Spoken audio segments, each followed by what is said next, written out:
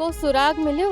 रब्बू जो रवैयो मूंखे मशकूक लगे थो, पर मां ख़ातिर सां नथो चई सघां। भले को सबूत हुजे या न, पर मूंखे शक आहे त अदा जे कत्ल में हवेली मां कंहिंजो हथ ज़रूर आहे। शहरोज खान न त खान बहादुर। तूं फिक्र न कर, शहरोज के हाणे मां लाकब जवा कराईंदुसि। आऊं त समझां थी तालीम जे हवाले सां इनकलाबी कदमनि जी ज़रूरत आहे। असांजे माण्हुनि खे ख़राब हुक्मराननि जी शर खां इहो इल्म ई बचाए सघे थो। बाबा मूंखे हिकिड़ी ॻाल्हि त ॿुधायो, किथे पुलिस तो ते तशद्दुद त कोन कयो न? साले पुट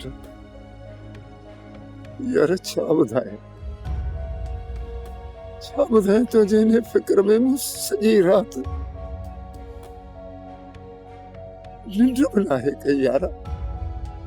ऐं वीचारी धीउ बानू उन पाण सॼी राति अखि बि नाहे ॿुधी। बाबा साईं उहे त वठी आ मूंखे मिड़ी लेखो पूरो करण लाइ।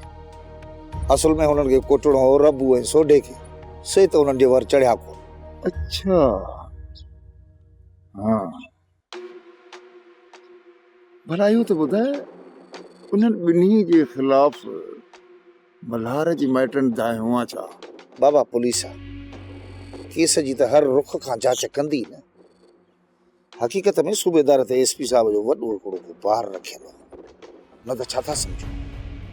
खान बहादुर जे हूंदे पुलिस असां में ईअं हथ विझे हा?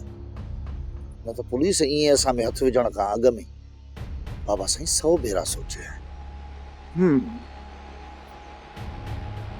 इहो बराइत वारो जेको सरदार आहे न फैरोज खान, इहो कहिड़े क़िस्म जो माण्हू आहे? बाबा साईं जी आम सरदार हूंदा आहिनि, खान बहादुर बि ईअं ई आहे, पर खान बहादुर मड़ी थोरो ॿियनि सरदारनि खां मुख़्तलिफ़ आहे। जेकॾहिं राय ॾियण में तूं ख़ुशामद हुनजी तारीफ़ नथो करी न, सालिया मां तोखे हिकिड़ी ॻाल्हि ॿुधाए छॾियां, तूं पक सम्झ त तो सरदार खे अञा सुञातो ई नाहे। बाबा साईं इहो कीअं? मूंखे त हिन बिजार ख़ान वांगुरु पहिरें नंबर जो कूड़ो मुनाफ़िक़ हिन मझां ऐं हुननि मझां कंहिं बि चङाईअ जी कॾहिं बि उमेद न रखजांइ। बाबा साईं पहिरीं मुलाक़ात में ई हुनजे लाइ एॾी वॾी दवा कीअं था करे सघो? हिकिड़ी ॻाल्हि मुंहिंजी कन खोले ॿुधी छॾ सालिया,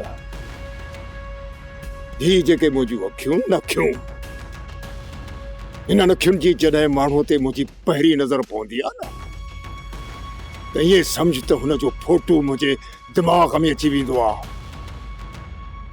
पहिरीं नज़र सां मां माण्हू खे परखे वठंदो आहियां, जो त ही चिमड़ चराग जाबो हिकु।